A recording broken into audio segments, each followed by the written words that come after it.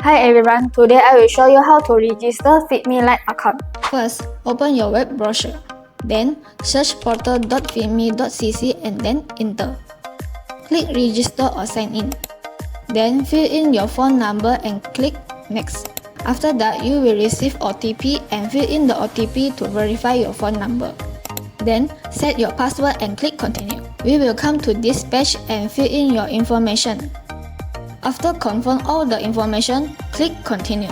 Click create business. Then, fill in your business name and agent code FM014D. Select your country and get started.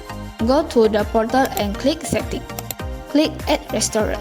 Fill in all your restaurant information such as restaurant name, contact number, restaurant image, address, operation hour, and so on.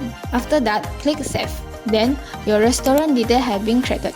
Next, I will show you how to bind your FeedMe license to a new device. First, log into your FeedMe portal and click on portal. Then, go to setting and click device management and choose the device. After that, choose the outlet that you like to bind the device and click bind.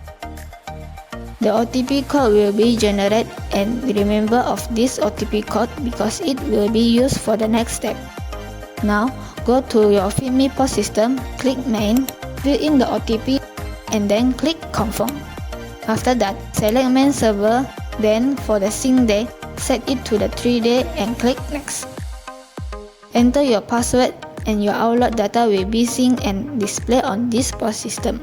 Then our license has been successfully bound to the new device. Before start business, enter your password to start the order. This is the table management that show all your table number. Waiter can based on the table number to take the order. These three icons are dine-in, takeaway, and delivery.